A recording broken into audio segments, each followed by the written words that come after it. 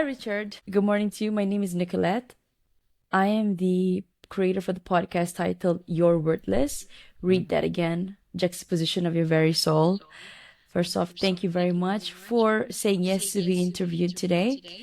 Ghostwriting, when I read your profile, ghostwriting is something very new to me. Like, I was that days, years old, that I come to know that there is such a thing as ghostwriting. So, before we dive into the depths of ghostwriting, allow me to introduce you to our listeners today so they can look forward to our conversation. Okie dokie. All right. So, hey, everybody, we have Richard Lowe here, who is a professional ghostwriter and author. His passion is to help businesses and individuals write books that showcase their expertise, build credibility, and tell their story. Richard has written and published 63 books on a variety of subjects, including two Kindle bestsellers, ghostwritten 48 plus books, and authored over 1,000 articles for blogs and social media. Mhm. So for 33 years, Richard worked in the tech industry as VP twice and as a director of computer operations at Trader Joe's. He decided to strike out on his own, which was very scary, and became a professional writer. He left Trader Joe's, moved to Florida, and began his new career. His story is proof that people can change their careers to pursue their dreams and be successful outside the normal 9 to 5. On top of that, listeners today will get to learn how to get started on their book, what to do and what to avoid, how to get published, and ultimately how to sell copies of their book. So, Richard, wow, interesting. Before we go straight into business, can you share with us what was it like growing up as Richard Lowe? Well, it was interesting. I my first job, I worked in a liquor store in a tourist town in California, and I did. My boss was a German World War II Nazi submarine commander. Wow. So he came to America after the war, and he was, let's say, how shall we say, interesting to work for. Very disciplinary. Nobody but me ever lasted more than a month. I lasted 2 years, and I learned how to basically work hard and get things done. And then from there, I went into college. After college, well, in the middle of college, before the second year, I got an offer from a company to start as a VP of consulting because it was a startup. And I thought, college, making a lot of money, college, okay, go for the money, and Yeah, and the it's career that always I the money liked, first. and the career that I liked, and I wanted to move out from my parents, so that worked out really well. So I was there for 6 years. Then went to another company, same thing, 6 years, and then went to Trader Joe's and worked as the director of IT at Trader Joe's for 20 years. Actually, 20 years minus a month. So I almost met my 20-year anniversary, and it was an interesting life. Been married 12 and a half years. She passed away from smoking too much. Sorry Yeah, to hear that. and when she passed away, I decided I wanted to get rid of the grief and the shyness that I had. I was super shy, and the grief made it even worse. So I became a photographer for 8 years and started photographing people. The interesting thing about photographing people is you kind of like have to talk to them, you have to meet them. So I use the camera Do you have as to a get out there? you have to get out there. So I went to Renaissance fairs, dance shows, wrestling matches, all kinds of places, and I'd use the camera. I talked to the camera to talk to them, and like I was they hired me to be the photographer for the first world mermaid beauty pageant in Silverton, Las Vegas. There were 50 women dressed up as mermaids, a couple men dressed up as mermaids. Um, did When was that. this? That was in 2010, maybe. Oh, Yeah, okay. it was a while 14 ago. years ago.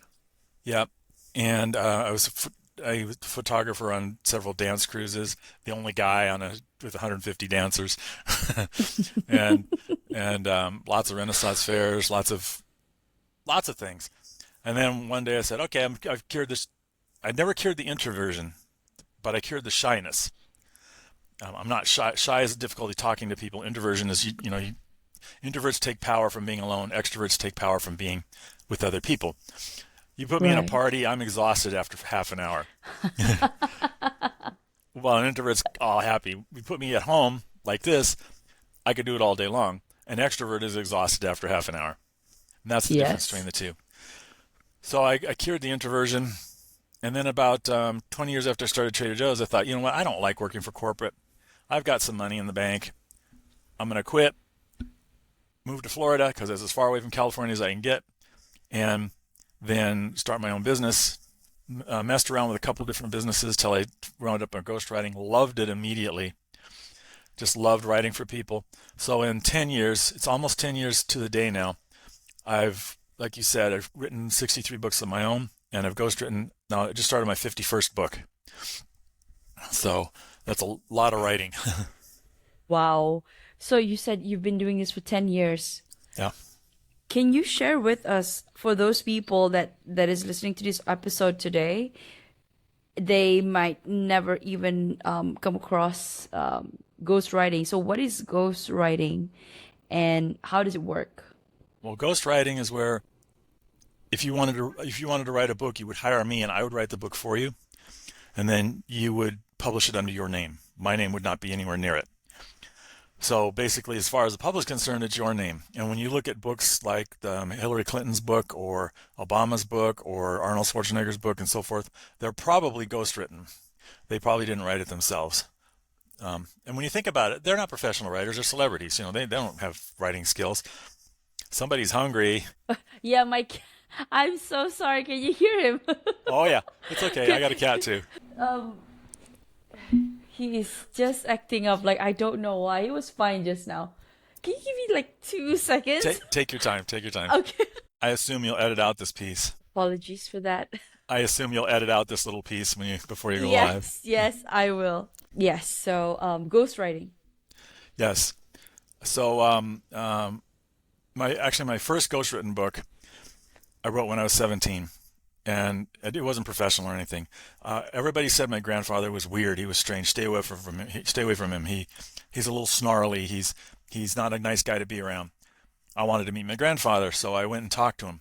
Turns out that he was in World War II, captured on Corregidor by the Japanese, did the Bataan Death March, where 10,000 Wow. people were marched something like 60 miles, spent 4 years in a Yeah. Japanese POW camp. He was tortured. People around his friends were tortured and killed. And I thought, okay, if I'd been through all that, I'd be weird too. And we never became friends or anything, but at least I know who he was and what he did, and I was able to put that mystery to rest. And I learned a lot about things. I've been very interested in World War II since then. Um, his stuff was shocking. We never published it. It wasn't, it was a 17. It wasn't very good, but but his story was like, wow. It really brought to light what our veterans did in the wars and so forth. Question though, Richard, why would anybody hire a ghostwriter? Like, why? Okay, sorry. So, why would one want to become a ghostwriter? Like, you could have put your name in front of all of the books. Well, first of all, writing or selling books is a whole different. Writing a book for me is pretty easy. Selling a book and getting people to buy it is an entirely different matter. You gotta learn marketing. You gotta learn how to sell. You gotta learn the quirks of the book industry. Um, it's kind of up and down. There's all kinds of things. And I found that I was very good at writing books, like really good, but I wasn't so good at selling. I'd never been trained in selling and marketing. Now I am because I had to sell my ghostwriting services, but when I started, I wasn't. And I like writing, and I didn't like the selling part. That's changed since then. Now I love the selling part. So I decided I also like to help people. So I take a person who's struggling to write a book or has this idea they've had in their head for 50 years. Let me give you an example. There's a lady, her name's Doris, and she has had a book in her mind for like 50 years. And Five zero. yeah, she was 78. So Wow. every day she wakes up and she writes down her dreams. And she said, she hands me this pile of handwritten notes and says, I want these to be in a book. So I had to take all of that. Fortunately, I got somebody else to transcribe it, turn it into a book, and it was a mess. I mean, it was a real mess. It was just random stuff that she dreamed, and I turned it into a real book. And she was thrilled when it was published, and I've never seen anybody so happy in my entire life. And it fulfilled her dream. She passed away 3 months later from COVID, but she fulfilled her dream, and it was pretty touching. The book's called Gators in the Soup, and it's on It's Amazon. in the soup. Yeah, and it's a little like young adult fantasy about these two gators who wander around this magical swamp, and they, beat wizards and all kinds of stuff. It's kind of fun. It's a fun book. So, Fantasy. but the Wow. idea is that I achieved her dream. I helped her achieve her dream, and before she Mm, died, and it was very good. Felt really good. no. Now I understand it. If you see it from that angle. Yep. And I do the same with business leaders, and I do the same with political leaders and celebrities. I've had one major name rock star that I've done a book for, uh, and another major name rock star that I've done articles for. Uh, So what is the process like? So do you sit down with them and then they give you an idea, like a framework, and then you begin to create the manuscript? Or is it entirely your idea and it's just your name in front? no, no, it's definitely not my idea. The whole point is I'm writing their book, so Sorry, their name in front of the book. Yeah, I'm writing their book, which means right. I have to actually pretend like I'm them, which means I have to know who they are. From So their when, angle. You're so right. when we start the project, I usually do about a month's worth of interviews and things, Mm-hmm. usually 3 to 5 a week, where we talk, we go back and forth, we formulate the book. I find out who they are. I had one client, he curses a lot. Every other word's a curse word. And I said, okay, I noticed you curse a lot. And he says, yeah, that's pretty obvious, you know. I said, well, do you want curses in the book? He said, well, hell yeah. And I said, Again, that's a curse. and I said, okay. And he didn't want to overdo it, but I've never once had a client actually want curse words in their book. Um, and he want like it's not every other word, but each page has at least 2 or 3 curse words, and it's so I had to pretend like I'm him, and I have to write like him, like he talks. I have to use the same kind of concepts and things. It's almost acting, Yeah, but and writing in a sense. right.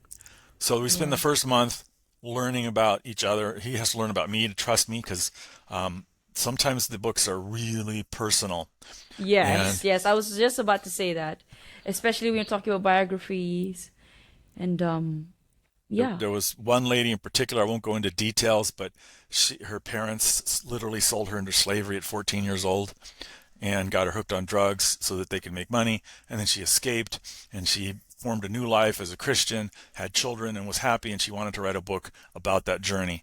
And it was a tough book to write. She never finished it. She was too emotional. And finally, I said, "Look, I'm not a therapist. I don't know how to deal with this. You're going to need to see a therapist." She's like, "Yeah, I know." And so we stopped writing the book. It, Sometimes I have to pretend like I'm a amateur therapist, although I try not to go too far because that's not what I'm doing, and I'm not licensed for therapy, and I'm not trained in it. So it can get interesting. Usually my books are books, business related or technology related, but I've done a lot of other things: science fiction book, fantasy books, um, just about anything else you can name. There are some types of books I won't do. Books that promote illegal activities, I won't do. Revenge Right. memoirs, I won't do. That's where like somebody gets divorced and they want to get even with their spouse. Yeah. I don't do Yeah. those, and so forth. There's a few other subjects I won't touch, but Mm-mm. usually they don't want to pay my rates to write those kind of books anyway. So it's kind of a self-correcting problem. So you basically weed out all those things that the genres that you don't want to go into. Well, one of the reasons why I became a ghostwriter is because I get to choose my clients. I guess it Mm. picked up on that. Yeah, I picked up on, I don't know which one. Was it you or me? I don't know, but I became a ghostwriter because I get to pick my clients. In the corporate world, it can be a little toxic or a lot toxic, depending on where you're working. And sometimes at the beginning, I had toxic clients because I needed any client I could get. Mm. I don't tolerate it anymore. I've gotten to the point where I'm not, I don't have to get projects. I've got enough where I don't need to get them. I mean, I do need to get projects, but I don't need every project. At the beginning, when you're starting or being a writer or a freelancer, you take what you can get, Yeah. Yeah. and you're not picky because you just need it. I'm well beyond that point. I'm a pretty high level ghostwriter, so meaning that I can command pretty good rates and I can choose my clients. So, And you said which point in that 10-year journey that you actually start to realize that, okay, I get to choose my clients now and I'm sticking with them. well, it became more obvious as I got like into the second year, and I had some Oh, okay. very toxic clients. And then Right. I started realizing, okay, I need to get myself income wise to the point where I don't have to take clients. And probably about Mm. year four, that changed to where, okay, now I'm making enough money where I can turn people down. I actually had a $190,000 book project come my way. The guy was one of the most toxic people. Congratulations. Wow. He was $190,000. one of the most toxic people I've ever met. And I said, I'm not going to do business with you, and turned it Oh, down. you mean at the time? At the time. Yeah. Yeah. Okay. This was 6 years ago, and I'm not going to do it. And he said, well, why? And I said, well, you asked. You're one of the most toxic people I've ever met in my entire life. And he didn't like it, but don't ask, if you don't want the answer, don't ask me a question. I'll Wow. protect your feelings and stuff unless you ask me a direct question. And I say, do you really want to know? Well, yeah. Well, there you go. Wow. Okay. Okay. Well, I am so compelled to go into it. Like, how is he toxic? Um, but yeah, for Oh, anonymity. if you've ever worked for a toxic boss, he became one of the reasons why I became a freelancer is so that I don't have a boss. I mean, And yeah, me too. Like, I'm transitioning to my own practice as well. So yeah, this is the whole reason. I have clients, but they're not my boss. And what I have found is, like, I just quit a freelance job where he wanted to be the boss, and that lasted about 3 months. And then I said, look, this ain't working because we're I'm a freelancer because I want to work for myself, and I Yeah. have to be in charge of the project. We can't have two bosses. So And you're gonna be butting heads. Yeah. if you want this to succeed, you have to get out of the way, and you have to let me do the project. Give me the parameters and tell me what you want, and all the fit it together for me. But I'll do the project, and you need to step out of the way and not micromanage me. He was a micromanaging kind of guy, and he was like, okay, I understand. Oh well. Okay. Thank you for sharing that, Richard. So now I want to ask about how did you successfully pivot your career? Because Uh, just to share my story, I'm also pivoting from my 9 to 5. So I'm about to jump into my own practice, which you mentioned therapy. So I'm into that. I'm graduating. And also I want to go into coaching. okay. So this is something that I can resonate. So can you share with us and the listeners, how did you pivot yours? Well, I pivoted mine by just jumping off the cliff, and I probably would have done it differently if I was going to do it now. But I had probably 5 years in the bank of money, so I was able to have the luxury of being able to mess around for That's a a while. lot of money. Yeah, Five years. and I made money in addition to that during that time. So that money lasted me until about 2, 3 years ago, and then it ran out, and it was like, oh my God, I don't have that money anymore. But it got me into my new Well, career. And yeah. first of all, I'd recommend you have some money in the bank because Okay. freelancing is like this. There's going to be uptime. It's feast or famine. There's going to be uptimes. There's going to be downtimes. So make sure That's you've true. got enough to survive the downtime. Like the last 2 months of the year, nobody's buying anything. Getting a new client in November or December, at least here in the United States, don't know what the holidays are like over there. Is you just aren't going to do it. People are going on vacation. Budgets aren't approved yet. One of my clients is a government client. The budget wasn't done yet. So these things, you have to be ready for those downtimes because you do want to pay the rent. That's generally important, and taxes and things like that. So have that little runway.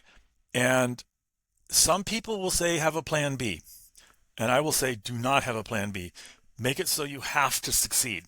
Yes. If So you have a that plan both your B, feet are in the water. Yeah. if you have your plan B in the back of your head, you're like, oh, well, I can always go work at McDonald's or whatever your plan B is. Don't do that. Yeah. Don't do that. Just focus on your business. Focus on what you need to do, and get a coach. My business turned around big time a few years ago. I mean, I was doing really well, and then I got a coach, and it did even better. And then this year, I got two coaches now, and it's just a few hours a month, and just the things they say is like, well, how about doing that? Like, okay, try that, and boom, my business is better. One of them said hire a VA, virtual assistant. Virtual assistant. Yeah, I mean, virtual assistants in the Philippines, they're very inexpensive. I think virtual assistants in Malaysia would probably be very Yeah. inexpensive. Here in the States, they're really expensive. Yeah, you'll pay 50 So bucks people an could hour. that You, that could be a plan B for any business, a 9 to 5 person trying to jump into their own business. if you wanted to jump into freelancing and still have your 9 to 5, virtual assistant is a great way because you can do Excel spreadsheets, you can do Word stuff, you can do. People wants to do research. There's anything you can think of that can be done electronically, you can do, or even not electronically. I mean, even filing taxes, a virtual assistant can do. So it can take all that load off of you. If you can hire somebody in the States here, if you can hire somebody in the Philippines or India, first of all, you're putting some people to work. That's a good Right. thing. And Yeah. second Yeah. of That's a all, good you're thing. going to get much, much better rates. And I found the people I've hired Indians, Filipinos, and Argentinians, and all of them were great people to work with. Um, it worked out always. To at least I got what I wanted. I've got somebody now in Dubai who does some stuff for me. He moved from India to there, so that would be as soon as you can afford it, get a virtual assistant to offload those Administrative work. the administrative work, the stupid work that you have to do. You know, you write an article and then you need to post it to 5 different social medias. Let them do that. Yes. You know, Yes. you want some research done to find out, what's topic is good for this article this week. Have them do that and focus on whatever your business is. And you can hire them 5 hours a week and you probably saved yourself 10. That assumes you've got business to back that up. Yeah. Yeah. So you have people handling your social media then? I have a lead generation service and I'm about to hire somebody to do my social media. I've done it in the past. Didn't find somebody I liked yet, so I'm working on that. I'm going to have somebody do all my administrative tasks by June. Going to farm that out. Probably 10 hours a week, maybe as much as 20, because that frees me up to do writing. So when you look at it this way, you have to do your marketing. That's the other advice I would give. If you're going into freelance, learn marketing and Yeah. sales. If you Yeah. can't do marketing sales, you are not going to make it. That's Or true. you hire somebody to do it for you, which is going to be expensive. Learn marketing. Just learn it, learn it, learn it, because that's what you have to do. You have to market yourself. Get your LinkedIn profile looking good. Get your LinkedIn looking good. Get your Facebook looking good. I don't really use Twitter because it's become terrible. I don't use TikTok either because lots of reasons. Which, if you ask, I can go into, but you may not want me to go into that. Instagram, Instagram. YouTube, so forth. I don't use TikTok or Twitter, and I'd recommend nobody use them. Okay. Okay.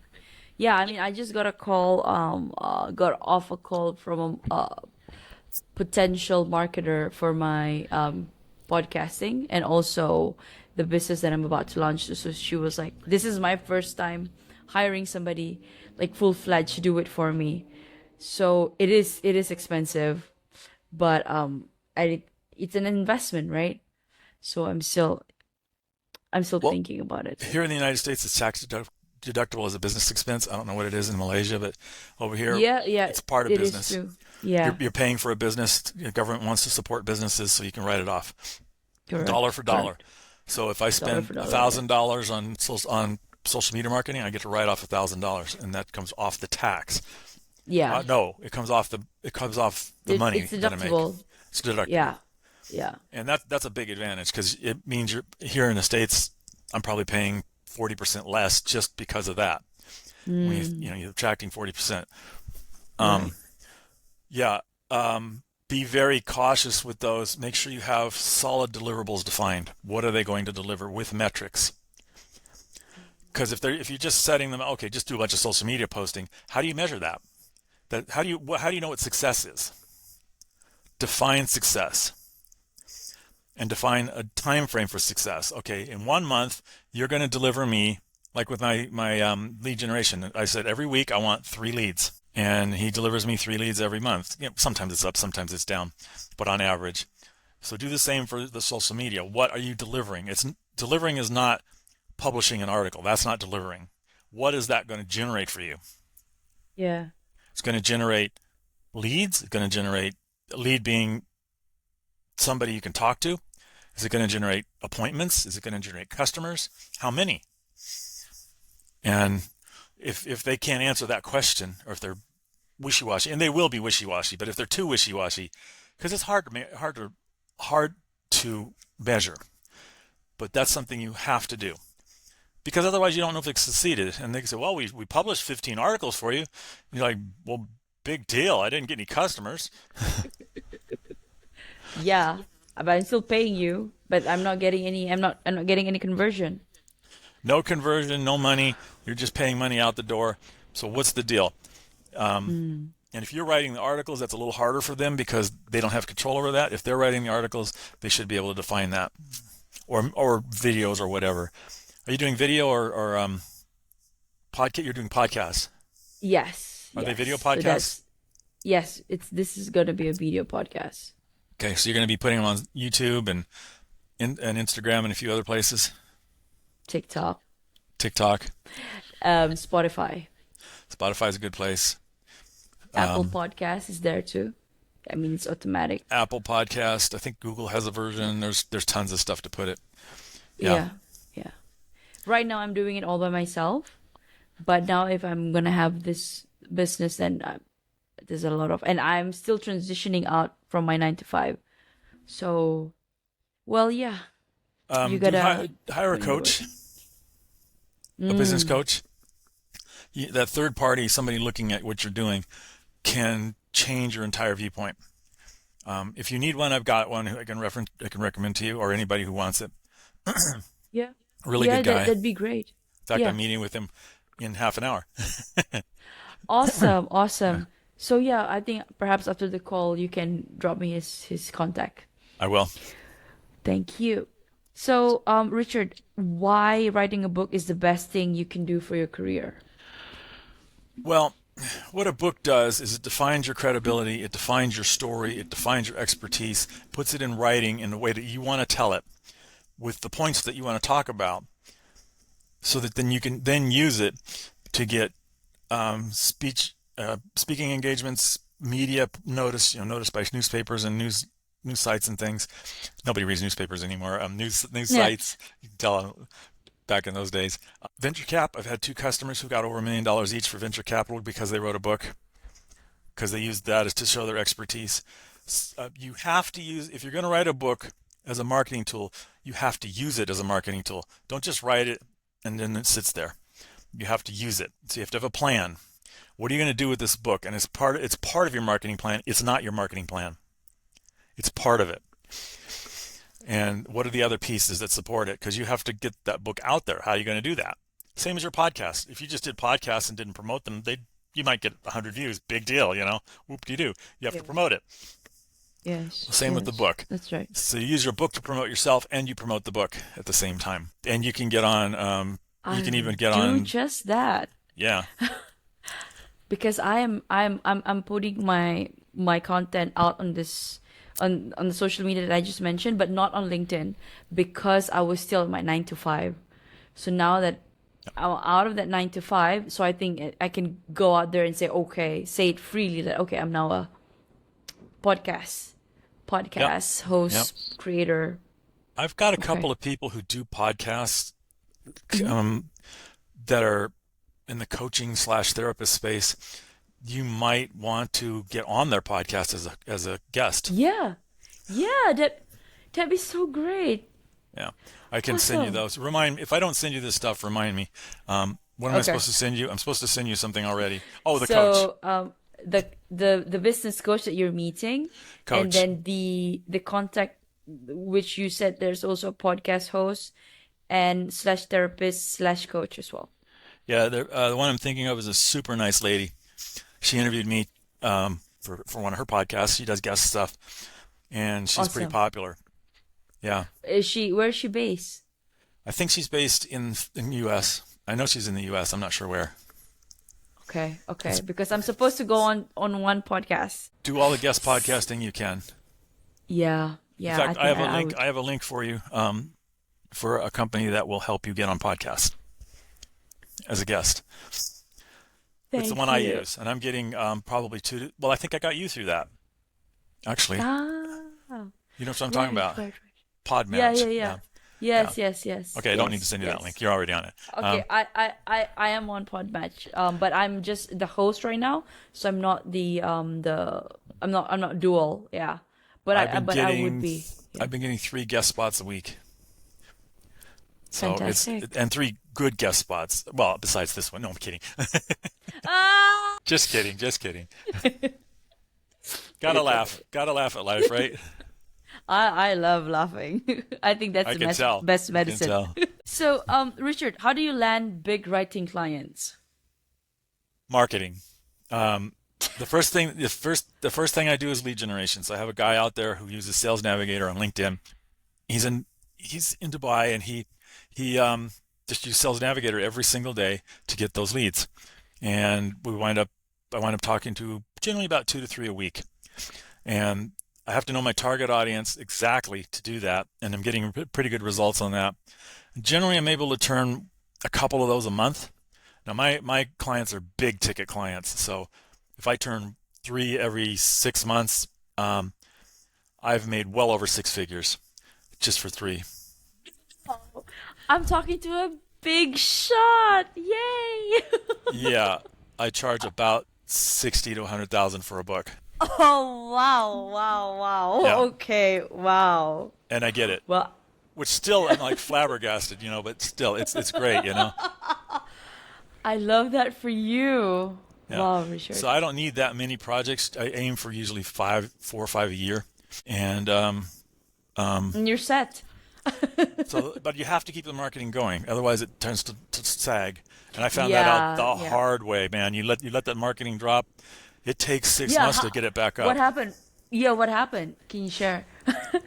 I got a Okay. really big project. It was my first 100,000 plus book. So he paid $100,000 for it. I thought I don't have to do anything for 6 months. So I just literally Yeah, wrote the yeah. book and let the marketing all just. It took me about 6 months to get the marketing back Oh because it my takes that long to goodness. build your audience, and it was gone. So you got to keep that going. It's one reason to hire a VA is they can help you with that, and it's one reason to have a coach because the coach can be an accountability coach, and the coach you talk Yeah. to maybe twice a month, and that coach will then say, "Have you done this?" Mm. And it's embarrassing to say, "No, I haven't." No, I haven't. Yeah, Yes. yeah, because I'm a lazy, stupid some bitch, whatever. Sorry. And I take pride in knowing that I can manage myself, but I know I need that accountability. Business coach can really help with that.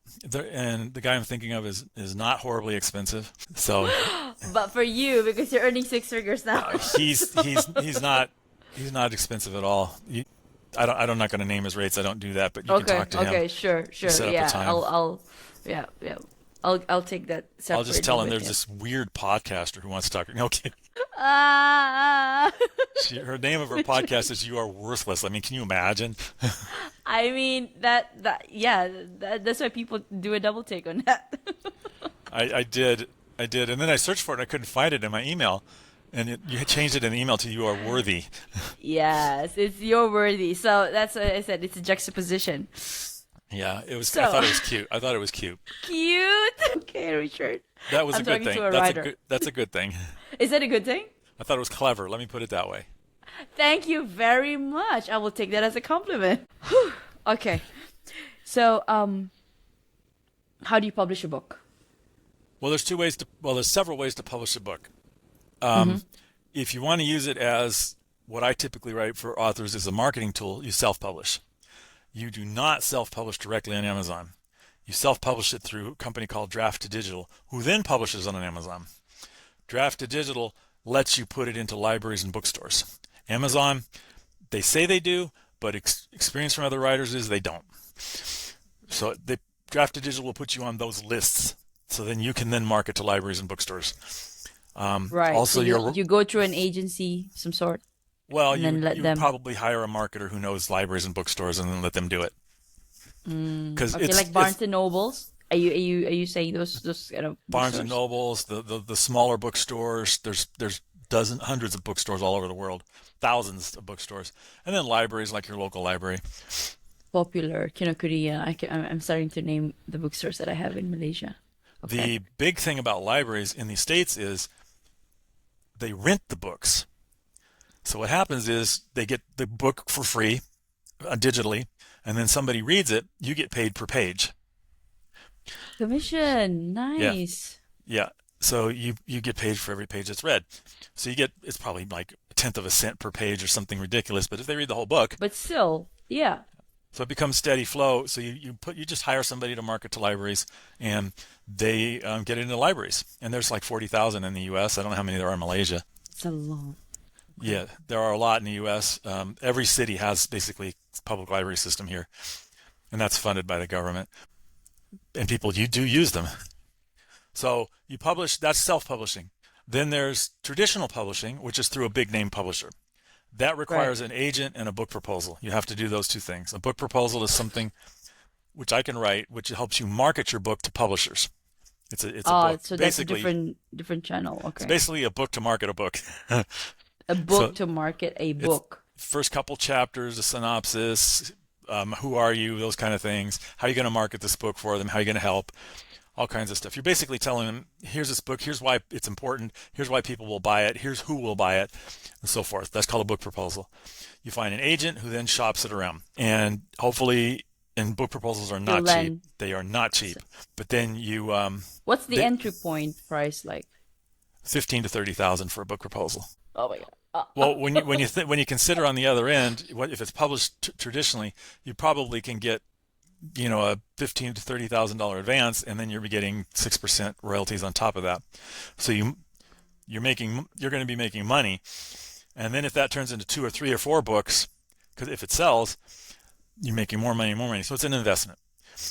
Right, right, But right. that book requires that you research the market, you know who you're marketing to. It requires a lot of work. A lot of work. So It's actually down from when you start writing the book and until it goes out to the reader. right. Right. Your book proposal will contain the first 2 to 3 chapters. So you write the first 2 to 3 chapters, and then a whole bunch of stuff about the book and who's going to buy it and stuff, and that becomes your book proposal. I have a question. So say like that lady that you stopped writing because she got too emotional. Like in that for that, did you at the time did you already like figure out how you want to market it? She was just going to self-publish the book, yeah, and that she would have had to market it too, so it probably wouldn't have worked. This was back in my early days. Now I would Mm-hmm. say you need to have. Well, part of my service now is I also do the marketing stuff. So Okay. I do LinkedIn post every week. I help you come up with a marketing plan. I don't execute the marketing plan. You hire a marketer for that, but I help you come Right. up with that so that Right. when you hit that part where the book's published, you're ready to go, You and hit the you ground running. hit the ground running with a few thousand people who are going to buy it. Because you want your book to sell a few thousand copies in that first week, because Amazon looks at that first week to determine who's going to buy the book. So if the book say it's about coaching, and you put it on Amazon that first week, and the people who buy it are housewives, you're not going to sell many copies. Or it thinks, okay, housewives are going to buy this book, and if that's not your market, you may not sell very many books. So what you want to do is prime the pump, so to speak, by that's an colloquialism, which means, you know what it means. Um, It's like, yeah. It's okay, Richard. I'm learning so much from you right now. yeah, I just had this thing flash in my head. You're mansplaining, Richard. Knock it off. No judgment, Richard. Please carry on. No, it's fine. It just was a funny thought in my head. Mansplaining. Stop it. She's got it. And Yes. anyway, where was I? Where was I? Um, your colloquialism. Oh, before that. No, I was asking about your Oh, yeah. previous Uh, customer self-publishing her book. yeah, now I would work with her on a marketing plan and come up with the marketing that she needed to sell that book. Um, who's going to buy it? Why would they buy it, etc. Probably turn it into a self-help book rather than a therapy book, self-therapy book. And it Right. probably would have been easier to write and probably would have been mildly successful. Uh, Mildly successful. yeah, there's about 20 billion self-help books out there, so she'd have to market the hell out of it.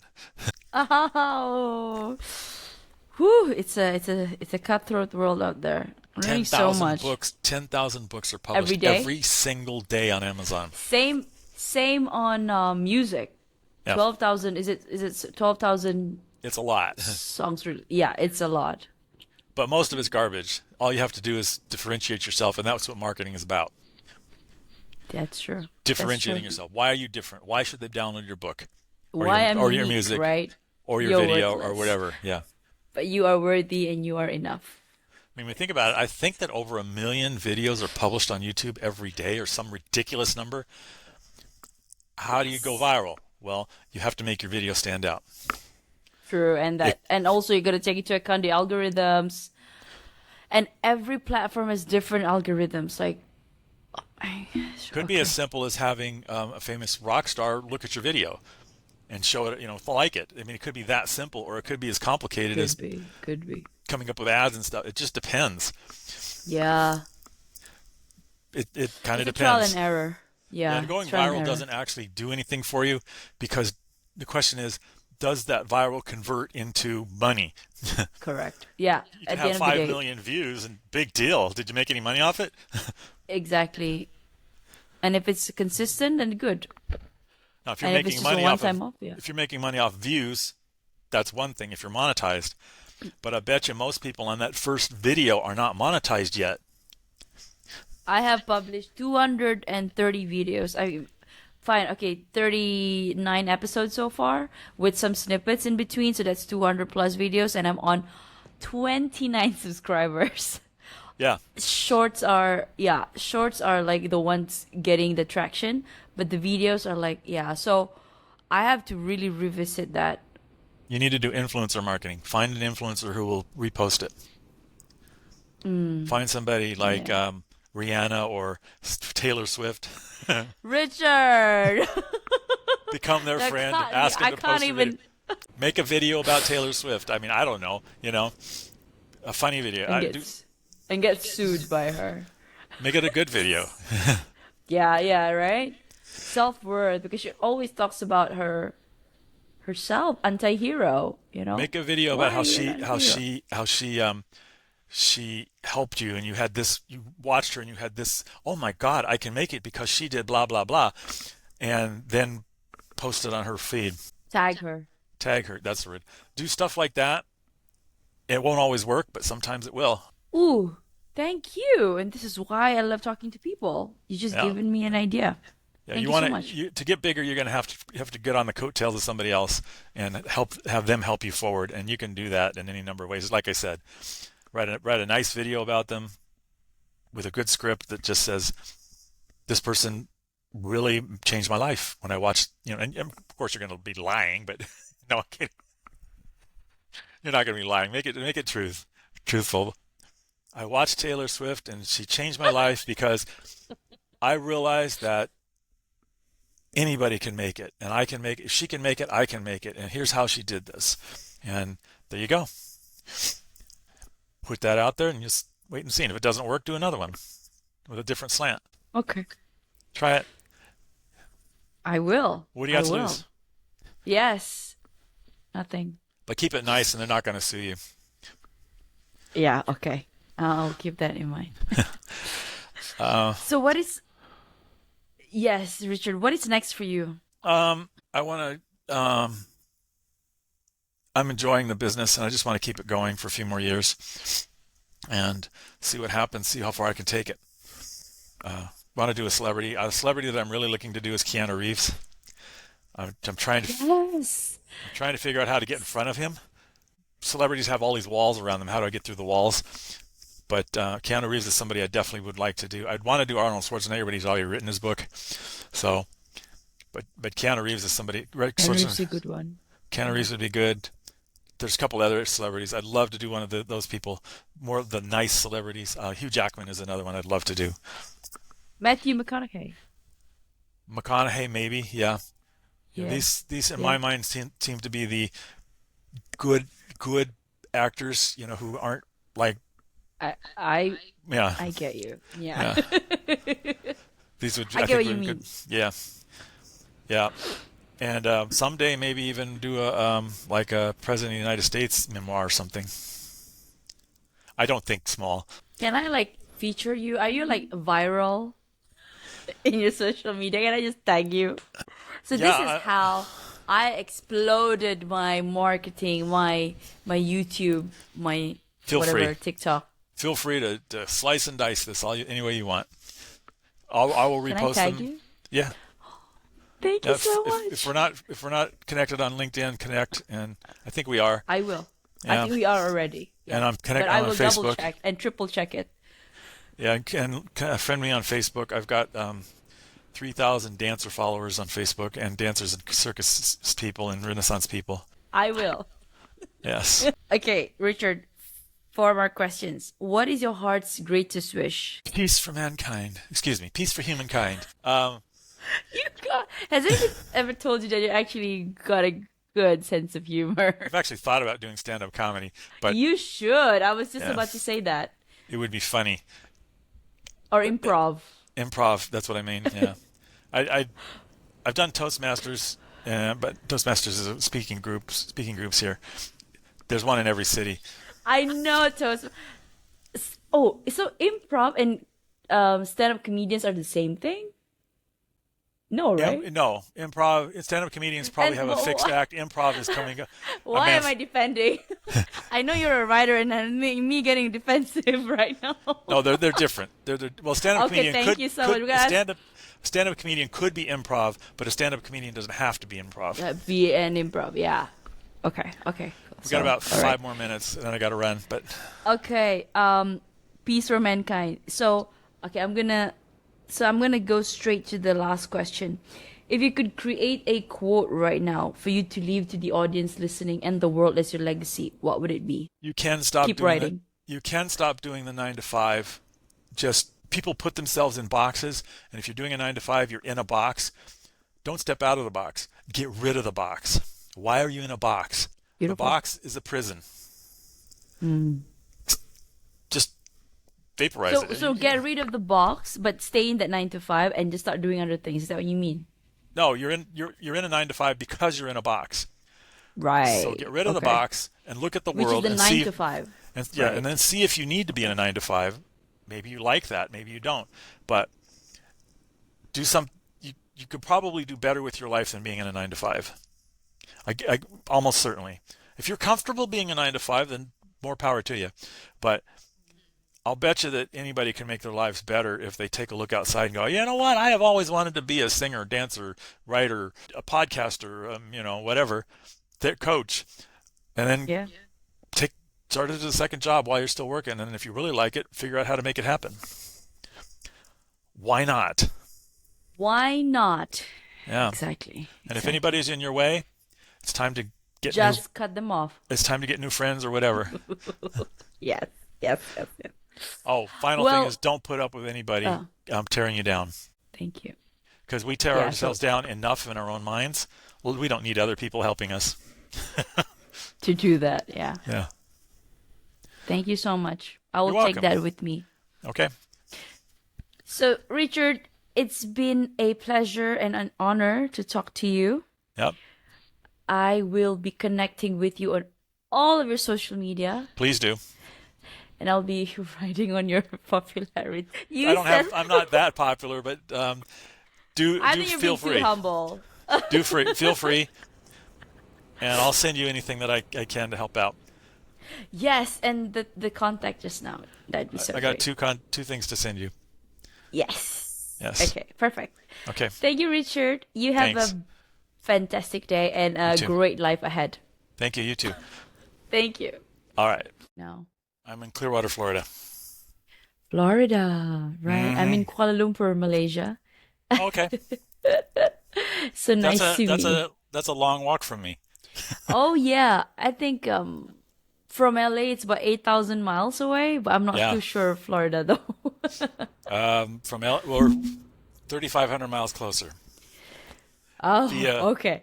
the over going over India, Right.